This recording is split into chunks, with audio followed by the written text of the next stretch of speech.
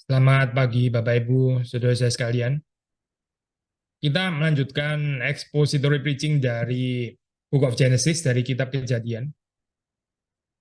Kita di pasal 41, kita membaca ayat 37 sampai ayat terakhir ya dari pasal ini.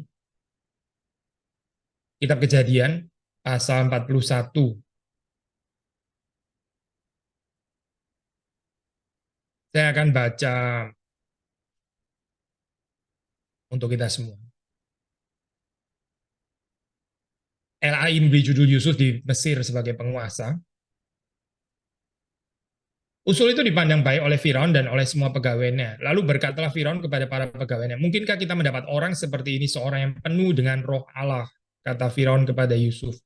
Oleh karena Allah telah memberitahukan semuanya ini kepadamu, tidaklah ada orang yang demikian berakal budi dan bijaksana seperti engkau. Engkaulah menjadi kuasa atas istanaku, dan kepada perintahmu seluruh rakyatku akan taat. Hanya takhta inilah kelebihanku daripadamu. Selanjutnya Firaun berkata kepada Yusuf, dengan ini aku melantik engkau menjadi kuasa atas seluruh tanah Mesir. Sudah itu Firaun menanggalkan cincin meterainya dari jarinya dan mengenakannya pada jari Yusuf, dipakaikannya lah pada Yusuf pakaian daripada kain halus dan digantungkannya kalung emas daripada lehernya. Kalung emas pada lehernya. Lalu Firaun menyuruh menaikkan Yusuf dalam keretanya yang kedua dan berserulah orang di hadapan Yusuf, hormat. Demikianlah Yusuf dilantik oleh Firaun menjadi kuasa atas seluruh tanah Mesir. Berkatalah Firaun kepada Yusuf, akulah Firaun, tetapi dengan tidak setaumu, seorang pun tidak boleh bergerak di seluruh tanah Mesir. Lalu Firaun menamai Yusuf Safnat Paaneah, serta memberikan Asnat, anak Potifera, imam di On, kepadanya menjadi istrinya. Demikianlah Yusuf muncul sebagai kuasa atas seluruh tanah Mesir. Yusuf berumur 30 tahun ketika ia menghadap Firaun, raja Mesir itu. Maka pergilah Yusuf dari depan Firaun, lalu dikelilingi seluruh tanah Mesir. Tanah itu mengeluarkan hasil bertumpuk-tumpuk dalam ke-7 tahun kelimpahan itu.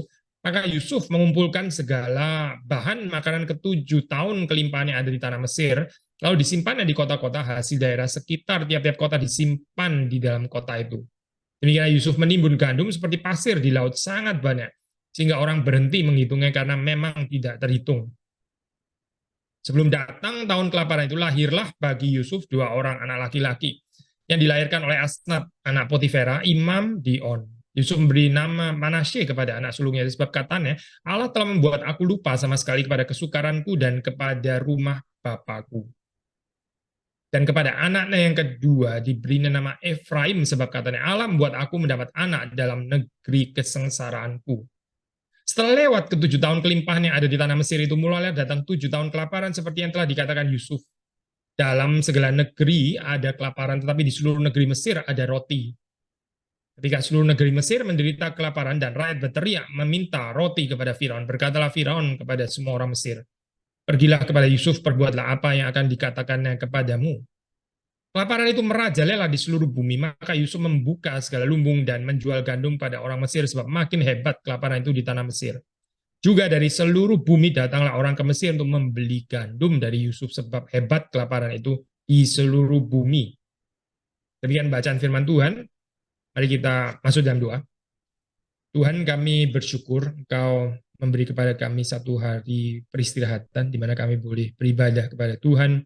Dan sebentar kami akan merenungkan firman Tuhan. Engkau nolong kami supaya kami bisa mengerti kehendak Tuhan dan hati kami ini boleh digerakkan supaya kami boleh menjadi orang-orang yang taat, yang dengan rendah hati dan dengan sukacita, dengan sukarela melakukan apa yang menjadi kehendak Tuhan dalam kehidupan kami. Kami boleh memasuki hidup di dalam segala kelimpahan berkat Tuhan. Berkati hamba-Mu, berkati setiap kami yang merenungkan di kota-kota yang berbeda-beda. Engkau mencurahkan rahmat dan anugerah. Demi Yesus Kristus, kami berdoa, kami bersyukur. Amin. Saudara, ada banyak yang kita bisa pelajari ya, dari passage kali ini, mungkin lebih padat bahkan ya dari passage yang sebelumnya gitu. Saudara melihat di sini satu gambaran yang jelas ya, bahwa yang berkuasa, yang betul-betul berdaulat itu adalah Allah dan bukan penguasa worldly empire ya, bukan, tapi Allah sendiri. Perhatikan di sini ya, saya banyak pengulangan, repetition, penggunaan kata seluruh, ya, seluruh atau all di dalam bahasa Inggris ya. All the land of Egypt, ya, seluruh tanah Mesir. All the food, ya, semua makanan. All my hardship, ada banyak sekali pengulangan kata all di sini ya, saudara. Ini berarti menyatakan Allah itu berkuasa ya melalui Yusuf. Uh, Brueggemann, saya ini apa? Again, saya pakai komentari dari Brueggemann ya, terutama seperti saudara tahu. Kalau sudah ada kesempatan bisa juga baca sendiri. Tapi saya akan coba men-sharingkan apa yang saya pelajari dari dia gitu. Dia coba membandingkan ini dengan Mazmur 145 ya. Mazmur 145. Jadi kalau sudah membaca di dalam Mazmur 145, itu saudara juga mendapati ada banyak penggunaan kata all ya di situ ya. Ada banyak penggunaan kata semua ya. Dan kalau saudara baca, itu penekanan adalah Tuhan yang berdaulat. Ya. Mau menyatakan kita nggak ada waktu untuk membaca semuanya, saudara bisa membaca sendiri. Ya, di dalam Mazmur 145 di situ. Ada pengulangan juga kata all, kata seluruh, kata semua, ya, menyatakan apa? Menyatakan kemahakuasaan Tuhan, menyatakan kedaulatan Tuhan. Nah, tentu kita bukan mau mengatakan bahwa ini ya Mazmur 145 ini atau ini ya bagian Genesis ini saling mempengaruhi satu dengan yang lain. Mungkin juga terjadinya sih lumayan independen, tapi kita tahu the author of the Holy Scriptures kan memang adalah Allah sendiri ya. So sudah pasti juga ada keterkaitannya gitu dari sisi karena itu terkait kepada Allah yang memberikan wahyu ini. Tapi poin yang saya mau katakan adalah seperti ini, ya. Whereas di dalam Mazmur 145 ya, kalau saudara membaca ini ada pengulangan kata all di situ menyatakan kemahakuasaan dan kedaulatan Tuhan. Di sini nih kata all, nah ini subjeknya itu yang menguasai itu adalah Yusuf ya. Nah, ini berarti apa saya? Tentu kita nggak boleh tarik kesimpulan ya berarti Yusuf Allah dong di sini. Ya bukan itu saya poinnya itu. Mungkin Yusuf adalah semacam Allah di situ ya bagi Firaun gitu. Tapi poinnya adalah penguasaan Allah yaitu di sini dimediasi oleh Yusuf. Kedaulatan Allah itu dimediasi oleh Yusuf. Ya. Saudara, kebahagiaan daripada kehidupan saudara dan saya ya sebagai orang percaya, sebagai orang Kristen. Kalau Tuhan itu boleh memakai kita menjadi mediator kemahakuasaannya. Kalau Tuhan itu boleh menjadikan kita mediator kedaulatannya. Tuhan itu berdaulat, dia akan menang anyway, caranya itu akan berhasil, rencananya akan tergenapi. Ya. Janji-janjinya itu akan terjadi sesuai dengan yang difirmankan. Itu pasti, saya pasti. Berbahagia saudara dan saya kalau kita boleh terlibat di dalamnya dan kita bukan menjadi yang di luar, apalagi menjadi penghalang, ya lebih celaka lagi. Berbahagia kalau kita itu dilibatkan Tuhan, dipakai untuk menjadi mediasi. Tapi seringkali terjadi dalam kehidupan kita, ya, pencobaannya, temptation adalah ya kita seringkali lebih percaya kepada kedaulatan dunia ini ya, bukan kedaulatan Tuhan. Kita lebih percaya kepada kedaulatan teknologi, ya. Kita lebih percaya kepada kedaulatan banyaknya uang. Kita lebih percaya kepada kedaulatan penguasa-penguasa dunia ini. Kita lebih percaya kedaulatan Firaun ya, kedaulatan Firaun. Padahal di dalam bagian ini ya, yang Tuhan mau kita belajar, yang Tuhan mau kita untuk jelas melihat ya, yaitu bahwa lihatlah di sini ya, penguasa dunia itu helpless, nggak bisa ngapa-ngapain. Mereka ini semua cuma alat ya, alat untuk menggenapkan rencana Tuhan, entah mereka mau terlibat atau tidak. Saudara melihat di dalam bagian ini nggak ada gambaran Firaun yang berdaulat, yang hebat dan sebagainya, nggak ada. Gitu. Yang ada yaitu Tuhan yang berkuasa. So temptation-nya sekali lagi bagi saudara dan saya, ya, kita di dalam kehidupan ini kadang-kadang ya kita sih percaya, orang reform percaya kedaulatan Tuhan ya, tapi perhaps teoritis gitu. Tapi bagaimana di dalam kehidupan yang nyata gitu, betul nggak kita percaya kedaulatan Tuhan, bahwa yang berdaulat itu sebetulnya adalah Tuhan. Ini loh saya di dalam peristiwa ini ya, kan Tuhan yang menjadikan semuanya ini ya terjadi. sampai Yusuf akhirnya bisa masuk ke sana, ya, diberikan kuasa atas seluruh semua, ya. Itu menyatakan Tuhan, ya, yang menguasai Mesir melalui Yusuf. Demikian juga Tuhan bisa menyatakan penguasaannya di kota di mana saudara tinggal juga melalui saudara dan saya. Hopefully kita terlibat, ya. Tuhan berbelas kasihan kepada kita untuk kita bisa menjadi mediasinya. Gitu. Pertanyaannya itu apakah kita sungguh-sungguh takluk kepada kedaulatan Tuhan? Pertanyaannya di situ, saya. Bukan apakah Tuhan itu berdaulat atau tidak, itu sih bukan pertanyaan. Karena Tuhan pasti berdaulat. Dan saya waktu sudah membaca di dalam bagian ini, ya, itu saya langsung saja gitu di bagian bawah itu kan, bagian atasnya kan cukup singkat, ya. Di dalam bagian bawahnya itu tiba-tiba seperti ada gambaran tentang anak Yusuf yang kita mungkin bisa bertanya-tanya, ini hubungannya apa ya dengan cerita ini? Kenapa tiba-tiba kok dibilang setelah bilang ini, kalau kita ini ya Pak, membaca cerita instalasinya Yusuf, ya, sebagai orang kedua di Mesir, nah, itu kita bisa mengerti. Gitu. Tapi terus kemudian kok ngomong ini ya, sebelum datang tahun kelaparan ada dua orang anak laki-laki yang dilahirkan di dalam keluarga Yusuf. Apa ya poinnya ya ngomongin ini ya? Nah, kalau saudara perhatikan kata-katanya di situ ya, ini menarik. Mungkin ada motif lupa ingat ya, remember, forget, itu dimunculkan lagi di sini ya. Perhatikan namanya. Gitu. Manasye, anak sulungnya itu. Katanya apa? Allah telah membuat aku lupa sama sekali kepada kesukaranku dan kepada rumah bapakku. Ini penting ya saya kalimat ini ya. Manasye, ya, orang di dalam zaman dulu itu anak itu ada artinya, dan itu artinya itu bukan cuma ya arti keren-kerenan gitu ya, seperti kayak zaman sekarang. Tapi ya yang lebih merupakan penghayatan perjalanan orang itu bersama dengan Tuhan pada saat itu ya. Apa artinya Manasye? Allah telah membuat aku lupa sama sekali kepada kesukaranku dan kepada rumah bapakku. Kenapa ini penting, saya? Supaya kita bisa membaca di dalam bagian-bagian sebelumnya ya. Yusuf dilupakan. Dilupakan. Dilupakan oleh saudara-saudaranya, sudah pasti gitu. Bahkan to certain extent mungkin kita bisa katakan juga Yakub mungkin juga sudah mulai lupa kali dengan Yusuf, karena dikasih tahu mati kan sudah gitu. Terus sudah boleh dilupakan, sudah selesai berarti hidupnya.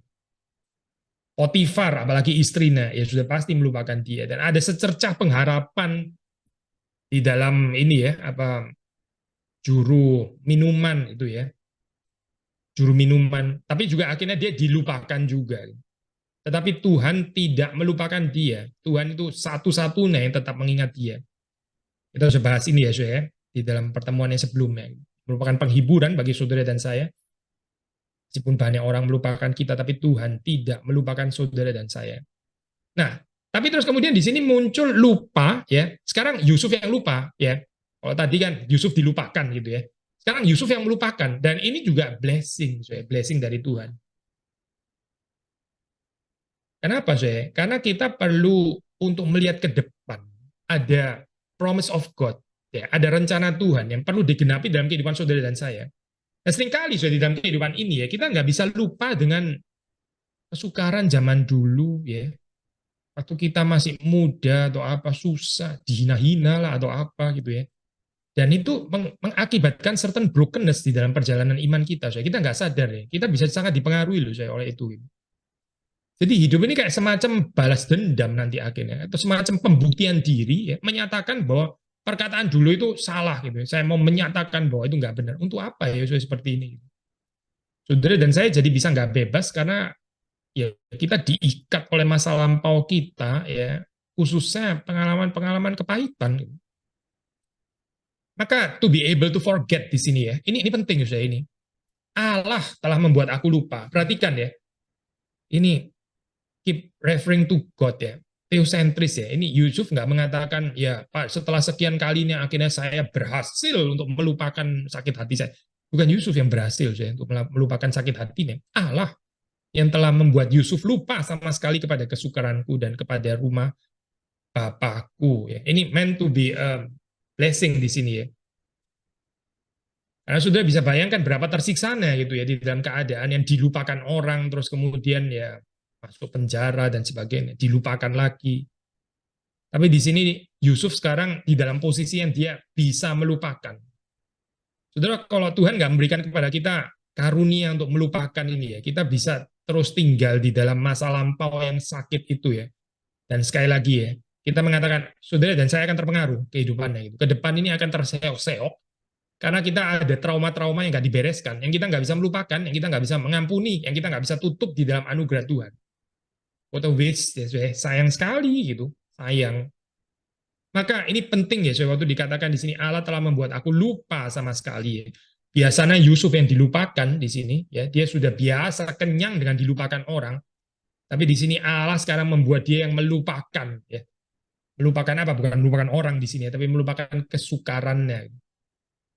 God has made me forget. Ya. Lalu terus kemudian ini apa itu yang kedua ya, yaitu Efraim ya, Efraim ini ya, sudah baca dalam ayat ke-52. Anak yang kedua diberi nama Efraim. Apa itu? Yaitu Allah membuat aku mendapat anak dalam negeri kesengsaraanku. Ya, Allah membuat aku mendapat anak dalam negeri kesengsaraanku. Fruitful ya saya di sini ya. Gambaran fruitfulness. Brueggemann mengontraskan ini dengan the fruitless, hopeless reality of the empire, ya, dikontraskan dengan dunia ini yang barren, ya, yang nggak fruitful, yang nggak bisa memberikan buah. Ya. Yusuf diberkati Tuhan, dia berbuah. So, di satu sisi anak yang pertama, Manasye ini menggambarkan certain perpisahan ya dengan masa lampau yang menyakitkan itu ya. Masa lampau yang kita nggak perlu kenang terus gitu ya. Bukan berarti semua masa lampau perlu dilupakan, bukan itu poinnya. Tentu di masa lampau ada juga yang indah yang kita bisa bersyukur, kita bisa kenang gitu kan. Tapi khususnya masa lampau yang menyakitkan itu loh saya.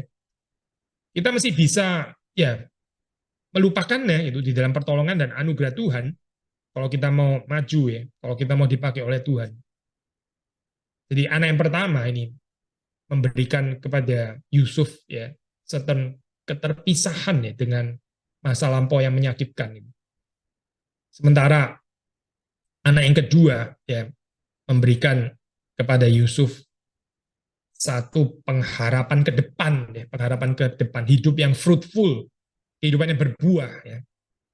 So anak pertama keterpisahan dengan masa lampau yang menyakitkan, anak yang kedua membawa untuk memandang ke depan, masa depan cerah yang disediakan oleh Allah sendiri. Hopefully ini juga bisa menjadi cerita kehidupan kita ya, cerita kehidupan Yusuf ini gitu. Sehingga ini bukan cuma sekedar cerita yang remote outside of us, tapi menjadi cerita hidup kita. Gitu. Allah yang sama saya, kita percaya gitu. Allahnya Yusuf adalah Allah saudara dan saya. Nah, saudara melihat di sini di dalam konteks Mesir itu ya kan 7 tahun kelimpahan, lalu terus kemudian 7 tahun kelaparan ya. Dan ini sudah ditetapkan oleh Tuhan demikian, nggak mungkin tidak terjadi, pasti akan terjadi. Ya.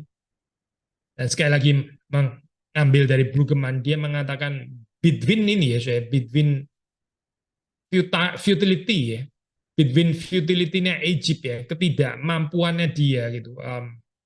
Maksudnya Egypt, with all its greatness ya, futile, the futile way of the empire kita sudah bahaskan ya, saya.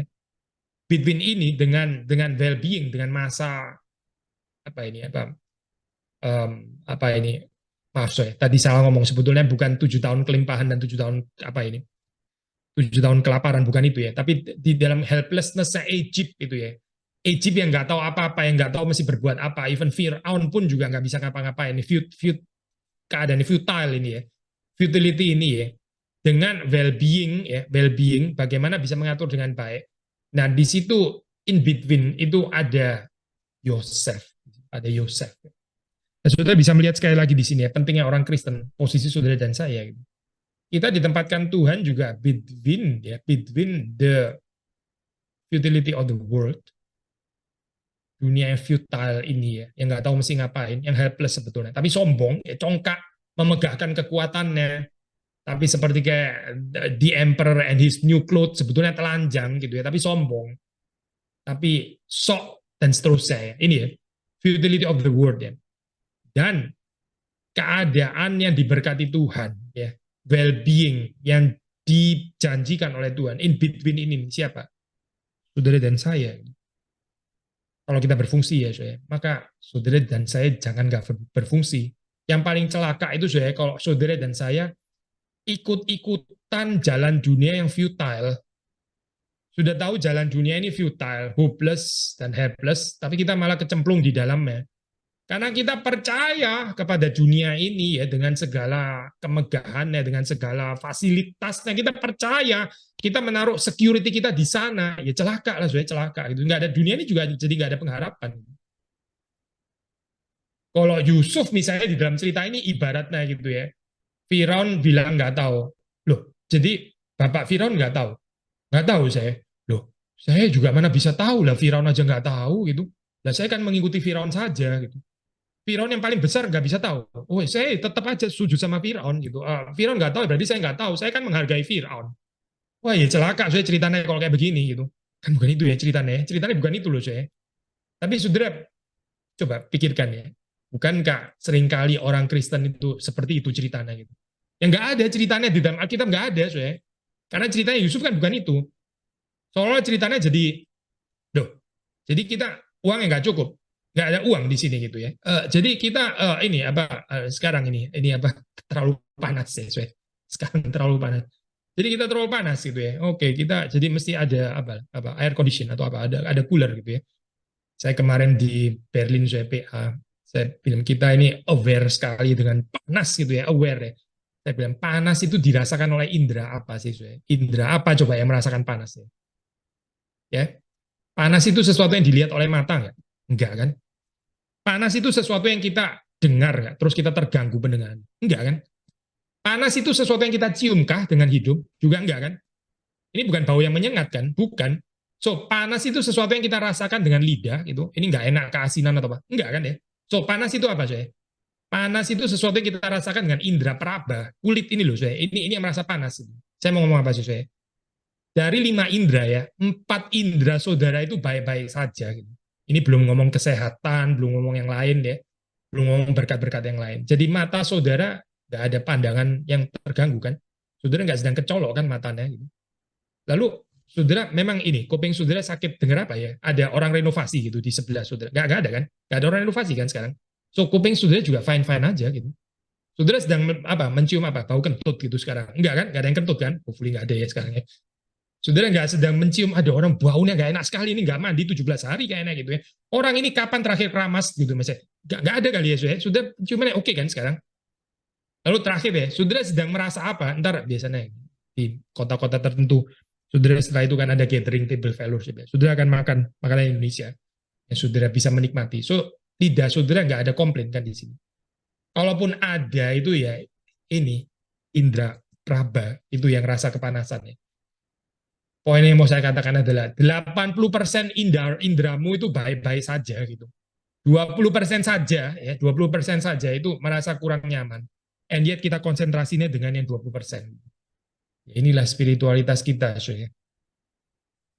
Kita nggak ada capacity to delight ya untuk menikmati yang baik-baik saja. Karena kita pikir kita entitled kali itu ya. Karena kita pikir itu wajar ini apa di dalam kehidupan kita ada seperti itu. Gitu. Tapi ada sedikit yang terganggu ya, kita kepanasan, kita langsung konsentrasi di bagian itu ya. Kayak hidup sudah kacau sekali gitu. Padahal ini cuma 20% ya.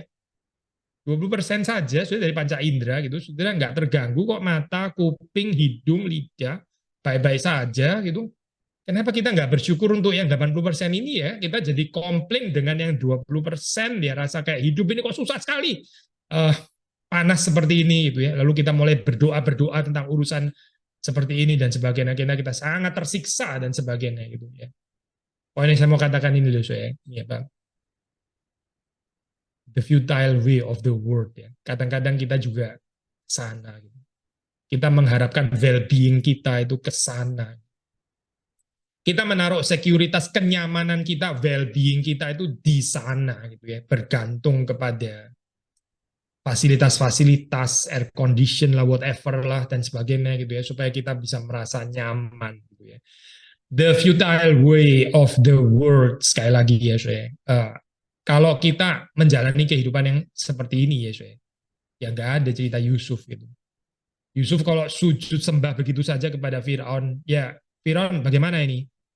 Global warming, ya ya sudah. Saya mau bisa apa global warming, ya sudah. Global warming yaitu global warming gitu.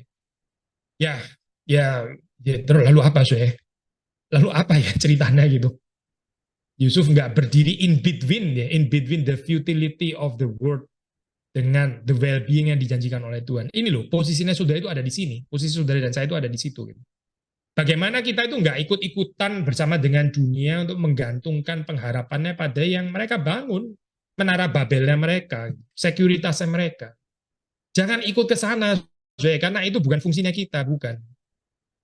Yusuf itu nggak pernah sembah sujud kepada Firaun dan ini apa itu menteri-menterinya gitu misalnya. Misalnya waktu ditanya Yusuf terus gimana ini artinya? Sebentar, saya tak tanya sama ini ya. Saya mau tanya sama ini Pak. Siapa sih orang paling pintar di sini gitu? Yusuf ikut-ikutan bergantung kepada kuasa Mesir. Lah kan sudah, Firaun kan sudah itu dan dia gagal, dia nggak ada jawaban. Tapi cerita ini berbeda karena apa saya? Sederhana, karena Yusuf bergantung kepada Allah. Yusuf bergantung kepada Allah. Yusuf bukan bergantung kepada Mesir dan segala kekuatannya, bukan. Yusuf bergantung pada Allah, Allah. Allah itu real. Allah harusnya juga real di dalam kehidupan saudara dan saya. Allah yang berdaulat itu menempatkan saudara in between ya, the futility of the worldly empire, kingdom, dengan well-being yang dijanjikan Tuhan. Itulah posisi saudara dan saya seharusnya.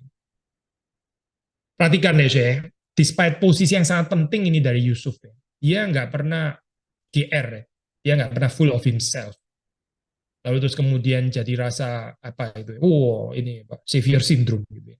Kalau nggak ada saya, gitu, ya, lu semua orang akan kelaparan. Nggak ada saya. Jelas sekali ya saya. Ini kalau saudara baca di dalam ayat-ayat itu, penekanan itu pada karya Allah. Yusuf ini bukan siapa-siapa. Dan itu dari perspektifnya Yusuf. Orang lain sih bisa menganggap kita bukan siapa-siapa. Pertanyaan itu saudara dan saya juga menganggap kita ini bukan siapa-siapa enggak? Atau kita dipenuhi dengan perasaan yang full of ourselves, ya. GR. Lalu terus kemudian instead of membicarakan tentang Tuhan, kita bicara tentang kita sendiri. Instead of membicarakan tentang karya Tuhan, pekerjaan Tuhan, ya, gereja membicarakan tentang kehebatannya gereja. Ini agak susah sih ngomong kayak begini di Eropa, mungkin ya, aneh juga sih kehebatan gereja. Kehebatan apa memang kita sudah dimarginalize begini gitu ya. Kita juga minoritas dan seterusnya dan seterusnya. Apalagi orang yang injili konservatif ya, lebih minoritas lagi gitu. Gak ada tempat sih pasti ya di dalam hal ini. Tapi kadang-kadang kita waktu kita nggak hati-hati ya kita bisa GR kayak begini ya. Lupa bahwa seluruh pekerjaan ini adalah pekerjaan Allah. Coba perhatikan ya, saudara, di dalam ayat-ayat yang kita baca tadi ya. Ayat 16 misalnya. Dikatakan Allah akan memberikan Firaun ya, favorable answer. Allah. Ayat 25. Allah akan menyatakan apa yang harus dilakukan Firaun. Ya. Ayat 28. Allah telah menunjukkan kepada Firaun apa yang harus dilakukan. Ayat 32. Ya, hal ini sudah ditentukan, sudah ditetapkan oleh Allah dan Allah akan segera melakukannya. Allah, Allah, Allah, Allah. Bukan Yusuf ya, saya bukan. Ini bukan pemimpi yang narsis, saya bukan. Ini bukan narcissistic person, bukan. Ini seseorang yang menunjuk kepada Allah. Saudara melihat ya, orang-orang yang dipakai Tuhan ya, ada tandanya. Ya. Tandanya apa saya? Gak banyak bicara tentang diri sendiri. Tandanya mereka itu bicara tentang Allah. Saudara, ini ya, kalau kita mau dipakai Tuhan ya, sudah berdoa kepada Tuhan. Tuhan tolong supaya saya nggak banyak bicara tentang saya. Jangan terlalu self-conscious ya, jangan terlalu self-conscious ya. Hidup ini bukan tentang saudara dan saya, bukan. Hidup ini tentang pekerjaan Tuhan yang dilakukan Tuhan ya, dan harap kita berbagian di dalamnya. Kita menjadi instrumennya, ya. Kita menjadi alatnya di sini. Fokus dari Yusuf ini adalah membawa Fir'aun untuk melihat pekerjaan Allah. Bukan membawa Firaun berapa tajamnya tafsirannya dia dan berapa tepatnya. Bukan, saya bukan. Membawa Firaun kepada Allah, melihat bahwa ini Allah, yang berdaulat itu Allah. Maksudnya dalam kurung bukan kamu sebetulnya. Makanya saya ini apa seperti dikatakan Bugeman sekali lagi ya. Message kayak begini lumayan bold and risky ya sebetulnya. Bold and risky ya. Perhatikan ya, dengan membicarakan terus Allah, Allah, Allah, ini Firaunnya di mana ya? Nggak usah ngomong Yusuf lah. Yusuf memang bukan siapa-siapa kan ya. Tapi Firaun yang biasanya penting ini mana dia gitu. Sudah bisa nggak di tempat kerja, di tempat company yang biasa orang harus selalu memberikan salu kepada the boss gitu ya, misalnya. Setiap kali mesti kutip-kutip ini apa itu namanya mesti meninggikan dan berapa besar jasanya dan sebagainya. Tapi saudara nggak singgung dia sama sekali, saudara membicarakan Allah, gitu ya. Saudara membicarakan tentang kebaikan Allah. Ini bahaya ya, saya kayak begini ya. Bahaya loh.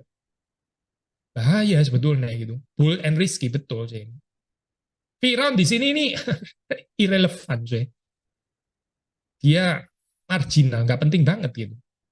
Karena yang sedang bertindak di sini ini Allah. Dan Yusuf memberitakan itu dengan full of confidence ya. Dia simply ngomong aja gitu.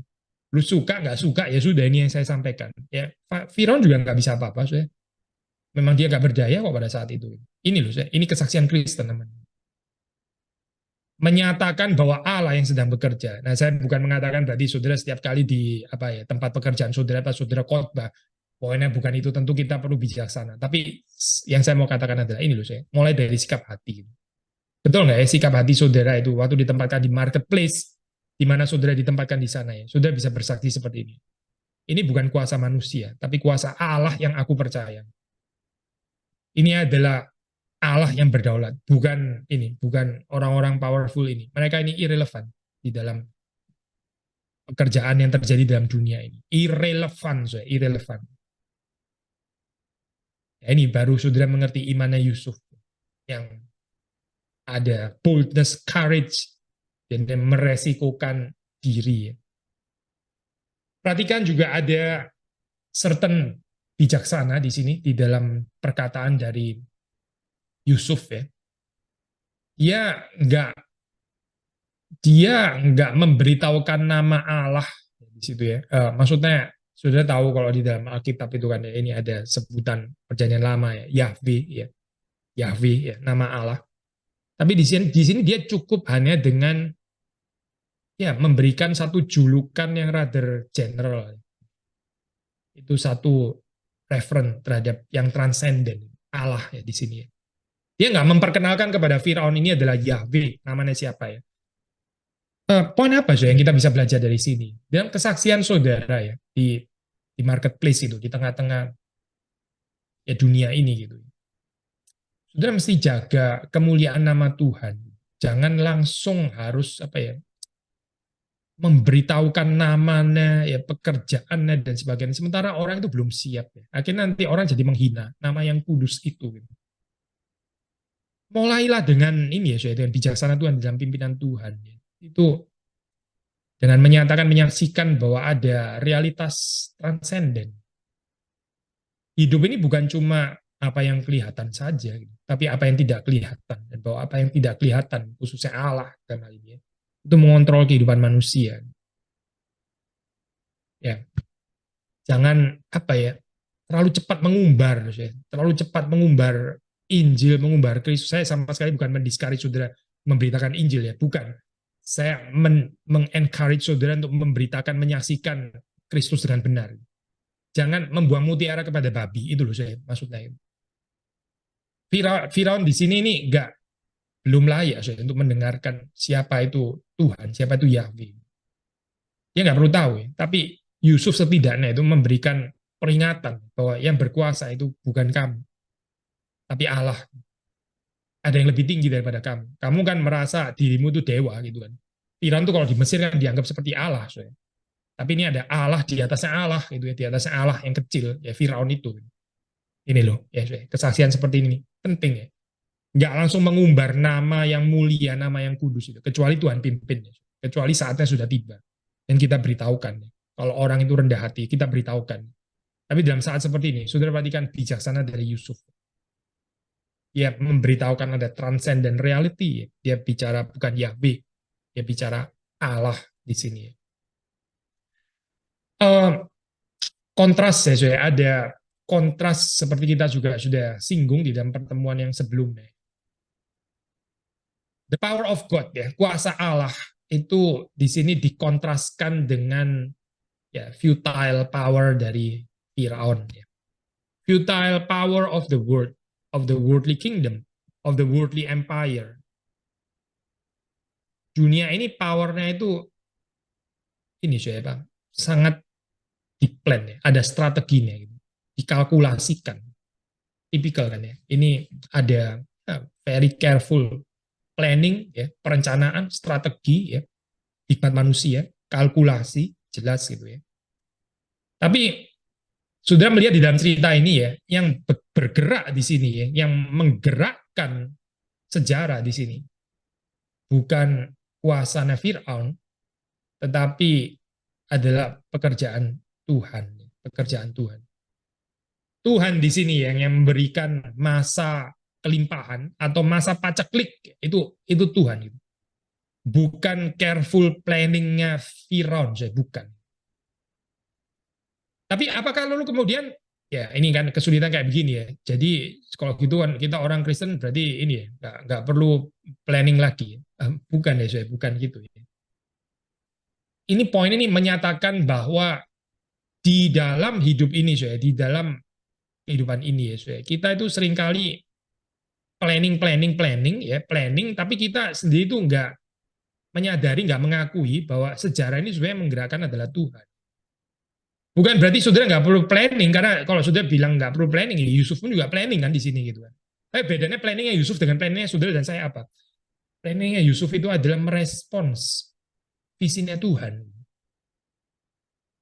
Tuhan sudah memberitahukan ini. Lalu kemudian, nah Yusuf mulai berpikir, dari situ dia menggunakan ini apa yang ada pada dia gitu, untuk ya bagaimana mempersiapkan seperti apa yang sudah dinyatakan oleh Tuhan. Bukan nggak ada planning, sudah ada planning, tapi pertanyaan itu planningnya itu adalah lahir dari ini ya kepercayaan diri atau kepercayaan kepada Tuhan. Sederhana sebetulnya. Kekristenan itu nggak bicara fenomena. Kalau bicara fenomena ya kelihatan sama-sama planning, tapi ini planning karena apa? Kalau saudara melihat ya, ini apa Brueggemann mengaitkan ini dengan cerita di Perjanjian Baru ya, kehidupan Yesus Kristus. Coba baca cerita kebangkitan yang terkenal itu. Ini juga menyatakan pekerjaan Tuhan yang free and sovereign kan. Gak dicampuri dengan human planning. Mana bisa di-plan itu? Siapa yang bisa plan Yesus bangkit? Sudah. Memang Petrus bisa mengusahakan gitu, Yohanes, Yakobus atau siapa gitu. Atur gimana strateginya supaya Yesus bangkit kan? Konyol ya saya bicara kayak begini. Cerita kebangkitan Yesus itu sendiri saya. Ya ini free sovereign work of God. Tuhan kalau mau bekerja ya dia bekerja. Gitu. Maka panggilan saudara dan saya itu menantikan pekerjaan Tuhan ini. Berharap supaya Tuhan itu bekerja. Nah waktu Tuhan bekerja, Tuhan bergerak. Kita ikut bergerak. Seperti Yusuf ya. Tuhan memberitahukan ini. Lalu terus kemudian apa? Ya Yusuf bergerak setelah itu. Tapi sesuai dengan visi yang dinyatakan oleh Tuhan. Bukan dengan kita bekerja sendiri, planning sendiri, terus kemudian kita minta, Tuhan tolong dong, saya sudah capek-capek planning, berkati dong. Loh, siapa memimpin siapa ya? Siapa yang sebetulnya memimpin siapa gitu loh. Saudara inisiatif dulu ya, saudara gerak-gerak dulu, terus kemudian Tuhan saya sudah kadung kecebur loh ini, investasinya sudah banyak, sudah kadung ini, sudah basah. Tolong dong jangan nggak berkati saya. Tapi kapan ya saudara dan saya tanya sebetulnya Tuhan itu mau bekerja apa? Lalu terus bagaimana kita itu terlibat di dalamnya?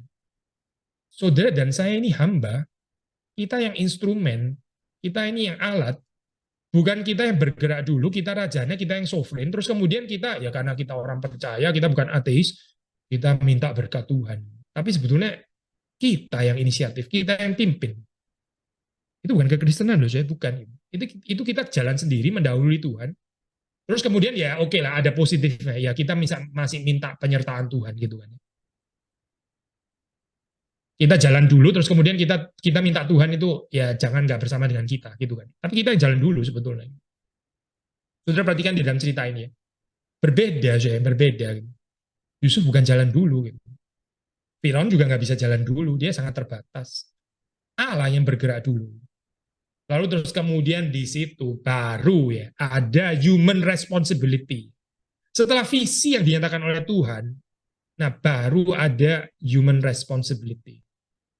Saya kutip ini ya, perkataan dari Brueggemann, ini kalimat yang bagus. The intervention of God, kan Tuhan interfere di sini. The intervention of God does not end royal responsibility. Bahkan tidak menghentikan responsibility-nya Firaun, but sets it in a context where a new course of action is required. God's purpose is not the end of human planning, but the ground for it. Tuhan yang berencana itu bukan berarti terus kemudian the end of your tanggung jawab, the end of your planning, responsibility, your rencana, bukan saya. Tapi justru dasarnya gitu. Kita itu bertanggung jawab karena ada tujuan yang Tuhan mau capai. Tapi kita jangan nggak tahu tujuan Tuhan itu apa gitu. Karena kalau kita bergerak dulu tanpa tahu tujuan Tuhan, ya well, sayang ya saya itu bukan hidup di dalam segala kelimpahan. Tapi kita nabrak-nabrak akhirnya. Kita akhirnya nggak mengalami kepenuhan ya di dalam kehidupan ini. Karena kita seringkali jalan duluan, terus kemudian kita baru minta Tuhan itu memberkati, menyertai kita. Ini bukan cerita Yusuf loh, saya bukan. Cerita Yusuf di sini kan yaitu Tuhan ya. Tuhan yang bergerak terlebih dahulu, menyatakan visinya. Baru setelah itu Yusuf menanggapi ya di dalam ketaatan ini. Mari kita belajar ya di dalam kehidupan ini ya, kehidupan yang ya futile ini ya, dengan berbagai macam temptation yang offered by the worldly empire. Ada Tuhan, Tuhan itu ada dan Tuhan itu memberi mimpi, Tuhan itu memberi rencana, Tuhan itu berjanji, memberikan janjinya. Pertanyaannya itu, saudara dan saya, betul nggak kita ini dalam perjalanan kehidupan kita ya, sojourning-nya kita, our pilgrimage yang sikat ini, kita sedang mengenapi visi yang diberikan Tuhan itu. Kiranya Tuhan berkati kita semua. Mari kita masuk dalam doa. Tuhan, kami bersyukur untuk apa yang kami bisa pelajari dari cerita Yusuf ini, ada banyak yang kami bisa gali, dan di dalam keterbatasan kiranya Tuhan menolong kami untuk terus bertumbuh di dalam anugerah Tuhan. Kami menjadi orang-orang yang semakin mengerti apa yang Tuhan mau di dalam kehidupan ini. Dan ampuni kami atas segala kesalahan, kekurangan kami, keberdosaan kami. Supaya kami ada saat-saat di mana kami berjalan terlebih dahulu tanpa kami melihat visi yang dari Tuhan. Engkau mengampuni. Dan mulai sekarang kami ingin supaya kehidupan kami ini dipakai oleh Tuhan. Engkau yang bergerak terlebih dahulu. Engkau yang menyatakan mimpimu kepada kami dan kami bisa menanggapinya. Kami bisa bekerja sesuai dengan apa yang Tuhan nyatakan kepada kami. Terima kasih Engkau sudah memberikan firman-Mu kepada kami. Tolong kami bisa menghidupinya di dalam pertolongan dan anugerah Roh Kudus. Demi Yesus Kristus kami berdoa bersyukur. Amin.